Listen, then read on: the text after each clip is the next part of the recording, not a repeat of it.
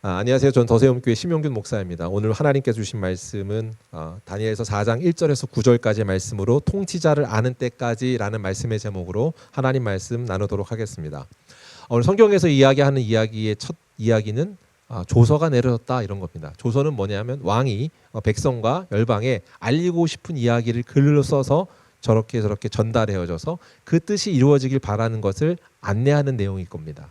오늘 성경은 조서를 바탕으로 모든 내용이 구성되어 있거든요. 4장에 나와 있는 조서의 내용의 시작은 4장 1절부터 3절까지 내용인데요. 그 내용이 쉬운 성경으로 이렇게 기록되어 있습니다. 같이 한번 읽어볼까요? 같이 읽겠습니다. 시작. 느부갓네살 왕이 전국에 있는 모든 백성과 나라와 민족들에게 다음과 같은 조서를 내렸습니다. 너희에게 평강이 넘치기를 원한다. 지극히 높으신 하나님께서 내게 보여주신 기적과 놀라운 일을 너희들에게 기꺼이 알리고자 한다. 그가 행하신 기적은 크시며 그의 기사는 놀랍도다. 그의 왕국은 영원할 것이며 그의 통치는 대대에 미칠 것이다.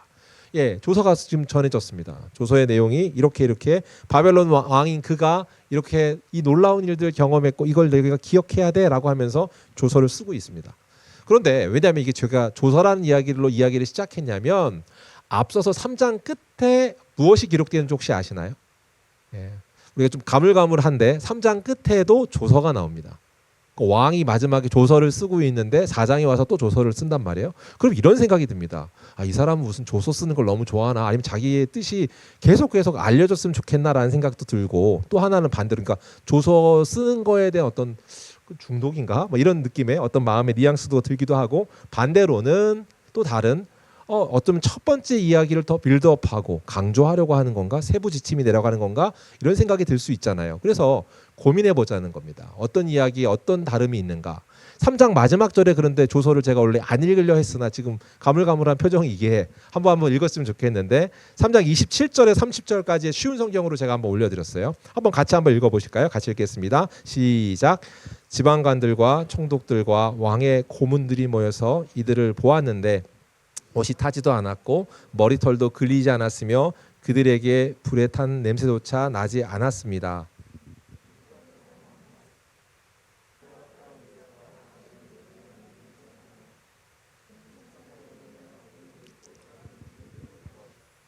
이들은 왕의 명령을 무시하고 자신의 몸을 바쳐서까지 저희의 하나님이 아닌 다른 신들을 섬기거나 절하지 않았다. 그러므로 이제 내가 조서를 내린다.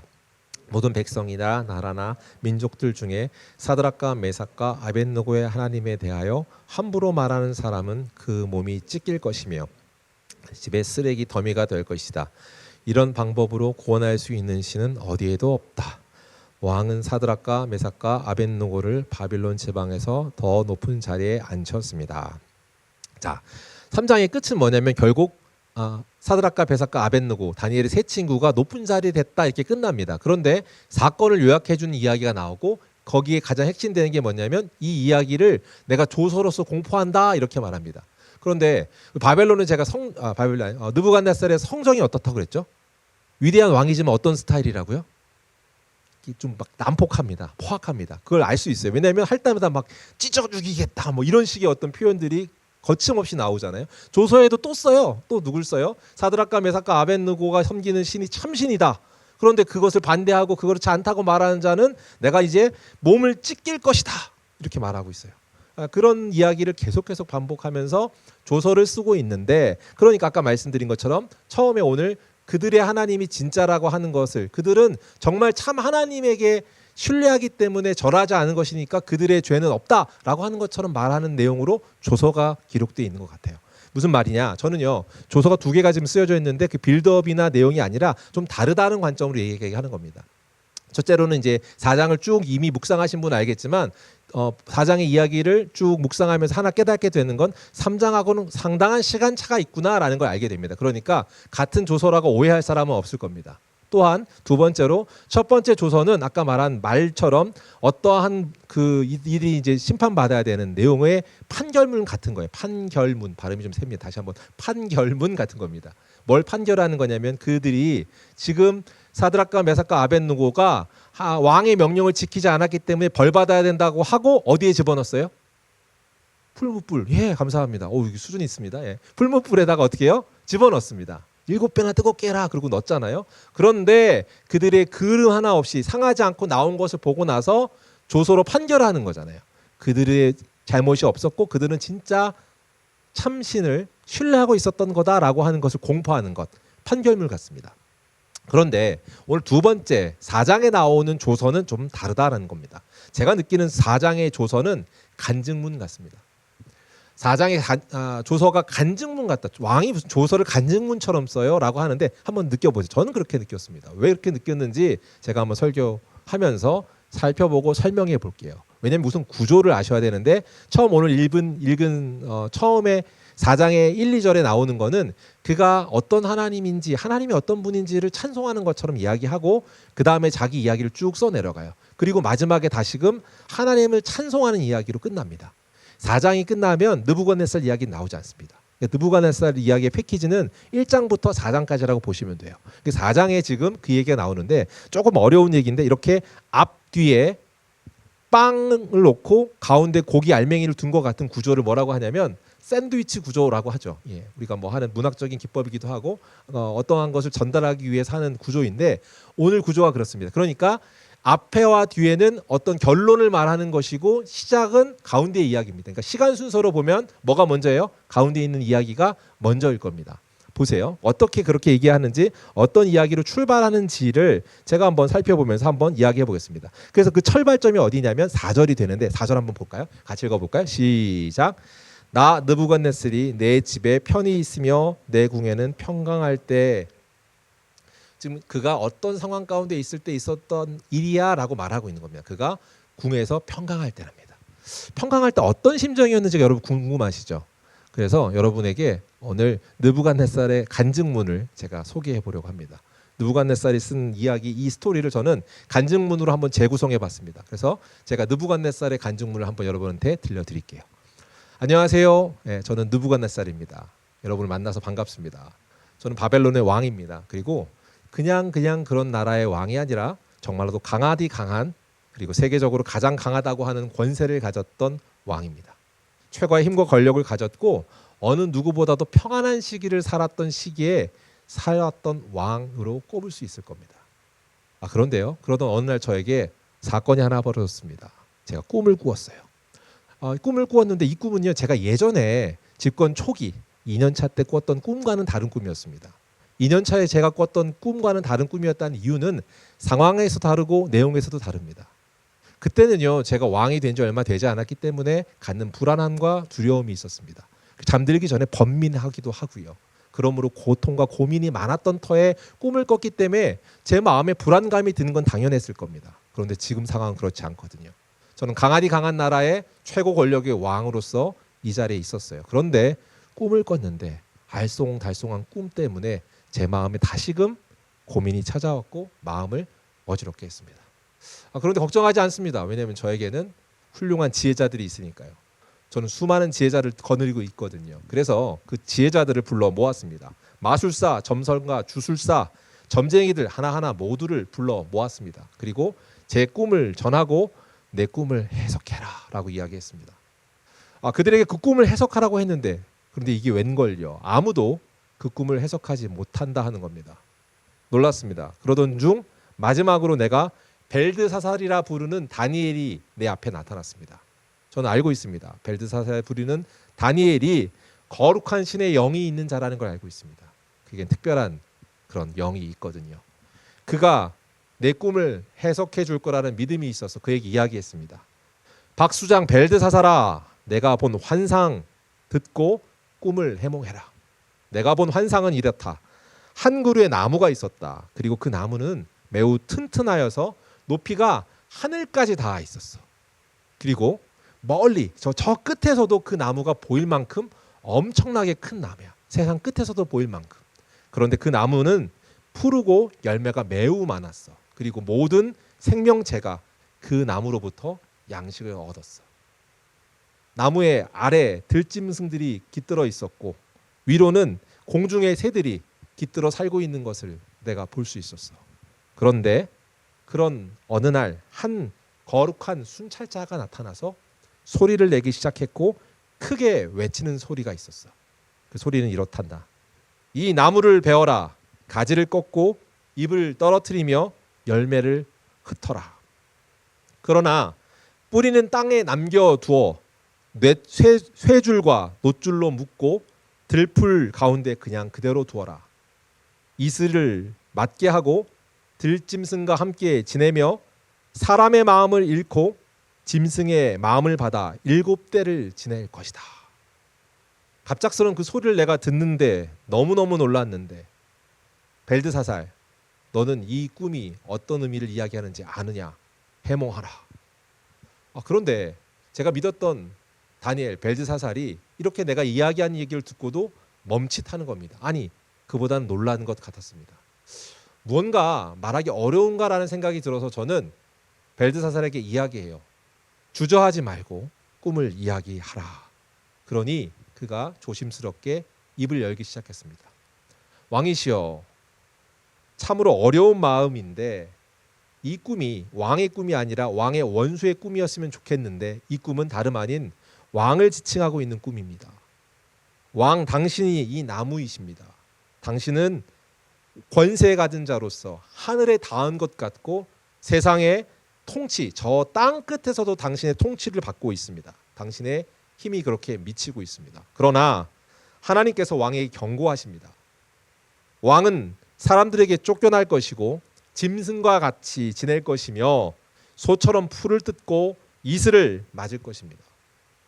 그렇게 7해가 지날 것이고 그 세월이 지난 후에 왕은 지극히 높으신 하나님을, 그분이 인간 세상 이 나라를 진짜 다스리시는 분이라는 것을 깨닫게 될 것입니다. 그리고 그때서야 그분이 원하시는 분이 원하는 방식대로 나라를 주신다는 것을 깨닫는 순간이 오게 된다라는 꿈입니다.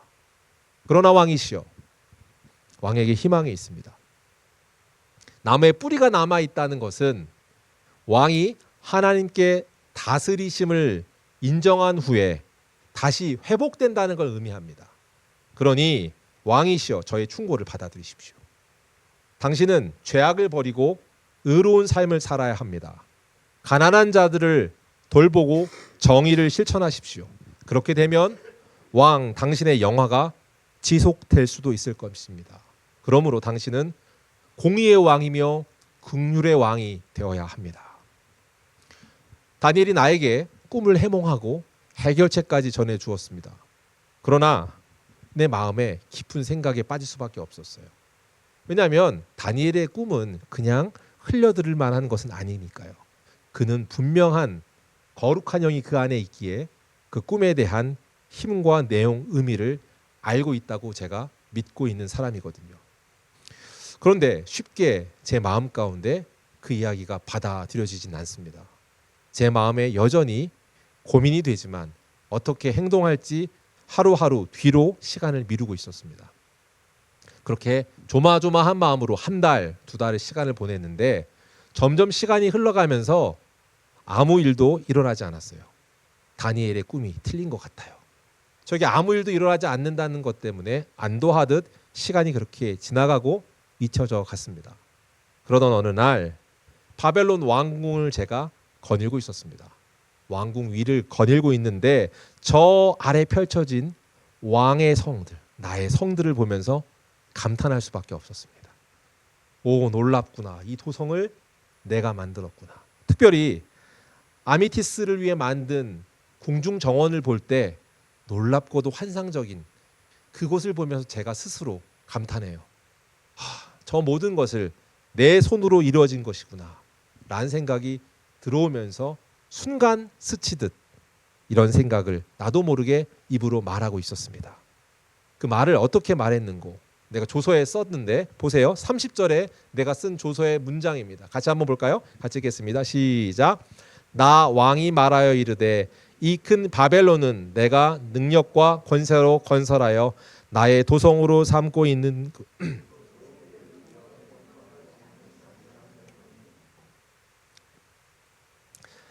이 위대한 바벨론을 내가 세운 것이다. 그리고 이 능력으로 권세를 이루었다라는 말이 너무 감탄해서 나도 모르게 내 입 밖으로 나오는데 이 말이 끝나기도 전에 그때 소리가 들렸습니다.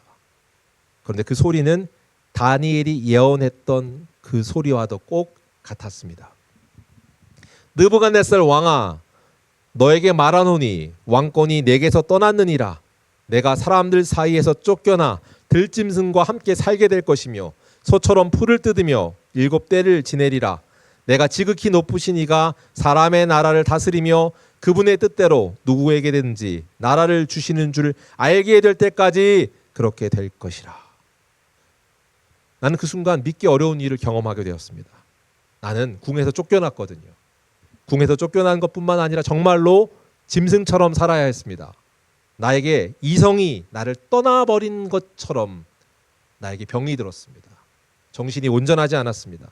나는 초목을 뜯고 들짐승과 함께 지냈고 그뿐 아니라 비바람이 불어도 피할 수 없고 이슬을 맞아도 그대로 맞을 수밖에 없는 상황이었습니다. 그리고 시간이 흘러 머리가 길러 독수리같이 깃털처럼 길게 치렁치렁 내려버렸고 손톱은 길어 새의 발톱처럼 되어버렸습니다.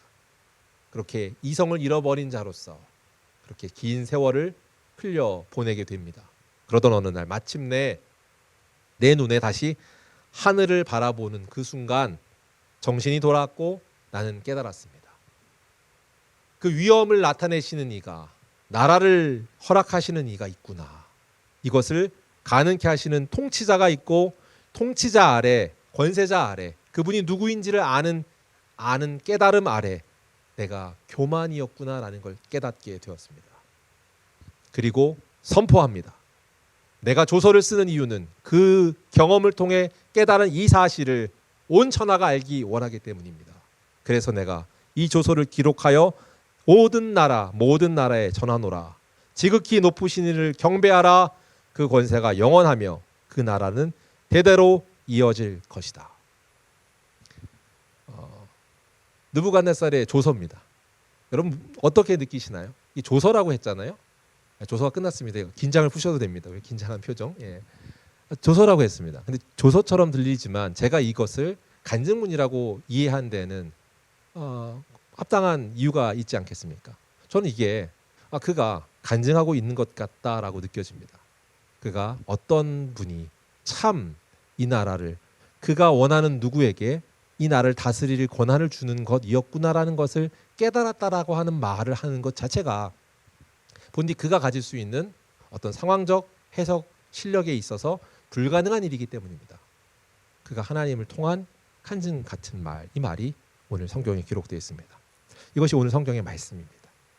바라건대 오늘 이 성경의 말씀, 이 간증과 같은 삶의 메시지로 하나님을 발견하는 복된 시간 되길 소망합니다. 그러면 어떻게 무엇을 말하고 있는가? 이것은 오늘 설교를 하고 다음 주에 또 시리즈로 한 번 더 설교할 겁니다. 같은 본문인데 오늘은 느부갓네살의 입장으로 제가 충분히 각색해서 이야기를 하고 다음 주에는 그리스도인이 그 자리에 그 상황 가운데 있을 때 어떻게 반응했는가라고 하는 부분을 엮어서 설교할 겁니다. 그럼 오늘은 분명하게 느부갓네살의 입장으로 쭉 이야기를 할 텐데 그러면 느부갓네살을 통해 우리 깨닫게 되는 건 이런 질문입니다. 여러분 진짜 회심은 어떻게 일어나는 걸까요? 느부갓네살이 지금 간증을 하고 있는데 그 돌이켰다라고 하는 마음을 돌이켰다라고 하는 그 회심이 일어났는데 어떻게 일어나는 말이에요? 한번 질문을 드려볼 수 있습니다. 첫 번째 어떤 것을 알 수 있냐? 진정한 회심은 지적 동의로 이루어지지 않는다예요. 왜냐하면 느부갓네살은 지적으로 이미 하나님을 알았습니다. 2장의 사건을 통해서 그가 하나님을 경험합니다. 2장 사건은 어떤 사건이 일어나죠? 그가 번민하여 2년째 되던 해라고 성경이 시작하고 있고 우리가 설교를 통해 말씀을 나눴었습니다. 그가 2년째 되던 해에 꿈을 꿨는데 그 꿈이 기억이 나지 않는 것 같아요. 그리고 마음 가운데 불안함 가운데 엄습해오는 두려움 가운데 있었는데 다니엘이라고 하는 소년이 그 꿈을 명확하게 그대로 기억한 것처럼 말하고 있고 그 꿈의 의미까지 얘기해 줄 때 그가 이야기합니다. 참이로다. 참으로 존재하는 신이로다. 너의 하나님이 위대한 참신이구나라고 말을 한단 말이에요. 그러니까 그 마음 가운데 그가 지식적으로 어떻게 하는 거예요? 그 살아계신 것 그가 존재하면 어떻게 해요? 동의하고 있습니다. 실제 그분이 존재한다는 걸 지식적으로 동의하지만 그가 회심을 하든가요? 아니요, 그렇지 않습니다. 그렇게 지식적으로 동의를 했고 어떤 꿈인지를 설명한단 말이에요. 금이고 은이고 동이고 앞으로 올 세상들이 어떻게 되는지, 동이 끝나면 철이고 철과 흙으로 되는 세상, 그 신상이 어떤 걸 의미하는지를 다 풀어서 설명했으나 느부갓네살이 보인 반응은 뭐예요? 대항하는 겁니다. 시간이 되고 권력이 잡혔을 때 어떻게 해요? 자기가 금으로 됐던 시대가 쭉 이어졌으면 좋겠어서 신상을 만들어요. 무슨 신상을 만들었죠? 뭘로만 돼 있는? 뭘로만 돼 있어요? 뭘로만? 금으로만. 느부갓네살을 상징하는 금으로만 되어 있는 세상을 계속해서 이끌고 가겠다고 생각해서 금신상을 만듭니다. 사람이 지식적인 깨달음이 있다 한들, 지식적인 동의가 있다 한들 회심하지 않습니다. 오히려 그걸 가지고 자기가 이롭지 않은 것들을 어떤 무슨 부적 마냥, 위험은 피해가야지라고 생각하는 것 마냥 사용하게 되는 게 뭐예요? 인간입니다. 지식적 동의로 변하지 않는다는 걸 깨닫게 합니다. 그런가 하면 두 번째, 지식적 동의를 넘어서 우리가 알게 되는 건 뭐예요? 진정한 회심은 무엇을 통해 이루어지지 않습니까? 체험을 통해서도 불가능합니다. 왜 그런 생각을 했을까요? 느부갓네살은요, 누구보다도 진한 체험을 합니다. 그 하나님이 진짜 살아계신다는 걸 그가 눈으로 보는 것처럼 체험을 해요. 어떻게 체험을 하나요? 오늘 사건으로 보면 우리가 아는데, 오늘 앞서 읽었던 3장의 사건인데 3장에 어떤 사건이 있었어요? 풀무불 가운데 다니엘의 세 친구를 집어넣습니다. 그래서 집어넣을 때 뭐라고 말하던가요? 7배나 뜨겁게 해라 했습니다. 여러분, 7배나 뜨겁게 한다는 게 어떤 의미일까요? 우리 전에 한번 나눴었는데 7배를 뜨겁게 한다고 했을 때 이 사람들 더 큰 뜨거운 불에 들어가서 완전히 태워 죽여야지 이런 마음일까요? 아니, 그렇진 않아요. 사실 더 고통스럽게 죽이려고 하면 서서히 죽어야 고통스럽습니다. 7배나 뜨겁게 한다는 건 뭐예요? 7은 어떤 의미냐면 완전수입니다. 7은 뭐예요? 그러니까 내가 할 수 있는 최선으로 가장 뜨거운 것, 가장 어떤 것도 접근하지 못하게 하는 것. 실제로 뜨겁게 7배나 뜨겁게 하고 뭐라고 말하냐면 어느 신이 와서, 어느 누가 와서 이를 구원할 수 있겠느냐 이렇게 말한단 말이에요. 그들에게 대항하듯 말하는 거예요. 아무도 못해. 내가 할 수 있는 최선으로 라고 하는 걸 이미 그가 실행하고 있는 겁니다. 그런데 그의 눈에만 보였을까요? 그 풀무불 그렇게 뜨거운데 그걸 바라보고 있는 것이 신기하기도 하고 그냥 보여진다는 것도 신기한데 하나님이 아마 보여주셨겠죠. 그 뜨거운 가운데 셋이 아니라 넷이 있다는 걸 그 느부갓네살이 봅니다. 그러면서 얘기해요. 그냥 이게 얼마나 뜨거운 불이면 그 선명하게 보일 리가 없잖아요. 기적이죠. 기적적인 체험이에요. 그런 가운데 봐요. 하나가 다르대요. 뭐가 달라요? 신의 아들들과 같다라고 말합니다. 그냥 누가 그 안에 들어갔어 이런 게 아니라 분명하게 다른 누군가가 셋과 함께 있다라고 말하는데 신의 아들들과 함께 있다라고 말합니다. 그리고 그들을 불러내요. 그리고 놀랍니다. 왜 놀라죠? 옷에 탄 기운이 없습니다. 그을음조차 없습니다. 성경에 보면 어떻게 되냐면 불을 7배나 뜨겁게 하고 그들을 인도해서 거기 데리고 가는 죄수를 끌고 가는 것처럼 간수가 있을 거 아니에요. 간수가 타 죽었다고 나와 있습니다. 그게 얼마나 뜨거운 불이에요. 간수고 들어가면서 타 죽을 만큼의 뜨거운 불인데 아무도 그 흐름을 당하지 않고 나왔어요. 자, 보세요. 느부갓네살은 뭐 한 거예요? 분명한 살아계시는 하나님에 대한 신적인 존재에 대한 것을 체험했습니다. 자, 이제 체험을 했으니까 돌이켜야죠. 돌이켰나요? 아니요. 여전히 그의 마음 가운데 뭐가 남아 있었대요? 교만이 남아 있습니다. 내가 다 이루었구나. 이 세상의 유일한 왕 중의 왕은 나구나라고 하며 자기를 탐복하듯 감탄하고 있는 것이 인간입니다. 자, 인간이 지적 동의와 체험으로도 회심하지 못한다는 것을 느부갓네살을 통하여서 성경이 보여주고 가르쳐줘요. 자, 그러면 질문. 진정한 그러면 회심은 어떻게 이루어진단 말인가? 무엇을 통해 이루어진단 말인가? 라고 하는 질문이 오늘 성경에서 질문하고 있는 질문처럼 보였습니다. 그 사건이 오늘 기록되어 있는 말씀이에요. 자, 거기에 또 하나 다시금 한번 그 사건으로 들어온 게 4장인데 4장에서 분명하게 얘기해줘요. 꿈을 알려준단 말이에요. 하나님이 알려주세요. 일어날 일에 대한 것들을 가르쳐주세요. 그러면 그것을 통해 어떻게 해요? 동의하고 받아들여야 되는데 사람이 그렇든가요? 그렇지 않아요. 여러분한테 앞으로 일어날 일에 대해 다 알려줬습니다. 뭘 통해 알려주셨죠? 여러분 갖고 다니는 거? 안 갖고 다니시는군요. 뭘 통해 알려주셨죠? 성경을 통해서. 성경을 통해서 일어날 일들에 대해서 가르쳐 주셨어요. 그러나 주저주저 하는 것을 모자라서 오늘 느부갓네살이 했던 것처럼 그냥 잊어버리고 그냥 시간 지나고 괜찮구나라고 하면서 합니다. 그게 사람의 존재입니다. 사람의 존재가 그것을 헤어날 수 없는 수준입니다. 그런 상태로 쭉 살아가는 것이 우리라고 이야기하고 결국 어떻게 돼요? 꿈에서 말했던 기록되어 있던 그 말씀이 그대로 이루어진다.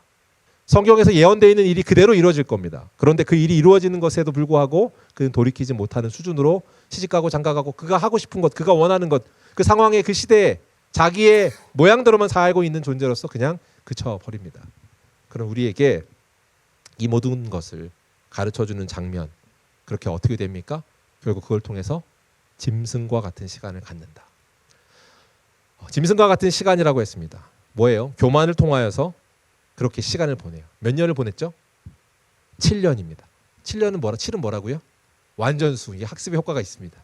완전수. 그러니까 뭐예요? 이 사람은 짐승과 같은 자. 뭐예요? 영으로서 황폐해져서 회복이 도저히 불가능하여서 하나님의 영광을 잃어버린 자로서 영원을 사는 겁니다. 이해가 되시죠? 영원히 그렇게 살 수밖에 없는 존재입니다. 하나님의 영광을 우리가 잃어버린 자입니다. 이미 창세기에 우리가 기록된 바처럼 우리는 하나님의 영광을 잃어버린 자로서 우리가 죄를 통하여서 하나님과 단절되어 버리는 사건을 경험하지요. 그걸 통해 하나님의 영광을 잃어버렸다고 말하는데 그 존재로 영원을 살 수밖에 없는 존재입니다. 근데 그때 그가 회심하게 되는 건 뭐 때문에 회심해요? 그루터기를 남겨뒀다라고 성경이 말해요. 그루터기를 통해서 다시금 회복하고 회복시키겠다고 하는 약속과 의지의 선물이 있습니다. 그게 누구예요? 예수 그리스도. 그분을 통해서 이루시고자 하시는 하나님의 약속인데 그럼 이건 어떻게 가능한 거예요? 생각을 해도 분명할 수밖에 없는, 인정할 수밖에 없는 겁니다. 느부갓네살의 회심은 무엇입니까? 오직 은혜 때문입니다. 은혜였구나라는 것을 깨달아지는 순간 7년과 같은 짐승과 같은 삶을 살 수밖에 없고 이성을 잃어버린, 이성이 없는 존재예요. 동물과 같은, 짐승과 같은 삶을 살 수밖에 없습니다. 황폐해져 있습니다. 무너져 있습니다. 회복이 불가능한 상태입니다. 하나님의 영광이 사라져버리고 잃어버린 상태인데 그럴 수밖에 없는 그런 존재로 평생 영원을 살아야 되는 우리가 예수 그리스도 은혜됨으로 회복되어지는 거예요. 플러신학 교수의 존 골딩게이 교수가 이 부분을 주석하였는데 그 부분이 저한테 참 인상적이었습니다. 그가 주석하는 부분에 이렇게 얘기했어요. 느부갓네살의 이 사건, 이 경험은 단순히 개인의 이야기를 넘어 인류 전체의 영적 상태를 상징한다. 하나님을 떠나 인간 자신의 본질을 잃고 짐승처럼 영적으로 황폐해질 수밖에 없는 존재, 하나님, 그런 존재 하나님의 은혜로 회복된다는 걸 보여주는 사건이라고 그가 말하고 있습니다. 사랑하는 성도 여러분, 질문으로 한번 돌아와요. 여러분, 무엇으로 돌아가는 것이고 무엇으로 돌이키는 건가? 오늘 성경을 집에 가셔서 찬찬히 읽어보셔요. 다니엘서 4장 마지막에 느부갓네살이 그가 마지막으로 고백하고 있는 고백의 내용이 뭔지. 하나님이 원하시는 자에게 그 일을 맡기셔서 이 나라를 다스리게 하시는 건데 그것도 영원한 통치자인 그분의 권한 가운데 있구나라는 말을 불신앙밖에 있을 수 없는 이방의 왕이 할 수 있다는 것, 그걸 깨닫게 되는 건 뭐예요? 지적인 동의로도 아니고 어떤 영적인 체험으로도 아니고 오직 은혜가 계속 부어지고 있다는 걸 깨닫는 순간 시작되고 출발됩니다. 바라건대 우리 가운데 이런 질문을 드립니다. 사랑하는 성도 여러분, 저와 여러분은 은혜를 깨달은 자입니까? 저 여러분은 그 은혜 안에 있습니까?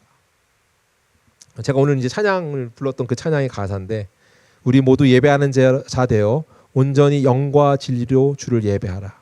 주가 우리와 함께 하시고 영원히 함께 계시고 마르지 않은 샘물로 우리를 채우시리라. 이 찬양인데 제 마음에 눈물이 생겨요. 하나님이 채워주셨구나. 하나님이 채워주고 계시구나. 그리하지 않으면 내가 이 자리 이 존재로서 살아갈 수 없구나라는 걸 깨달아지니까 눈물이 생깁니다. 여러분에게 질문 드립니다. 여러분은 은혜를 깨달은 자인가요? 오늘 주께서 주시는 메시지를 상고하며 이번 한 주간에도 그 은혜 안에 있는 내가 전 존재가 죄로서 영적 황폐함으로 도저히 죽을 수밖에 없고 교만이라고 하는 말이 아무도 없고 나만 있는 것처럼 생각하는 마음의 터인데 그렇게 살 수밖에 없는 그에게 찾아와서라도 끄집어내신 하나님 은혜로 나를 건지셨구나라는 것을 깨닫는 저와 여러분 되길 주의 이름으로 축복합니다.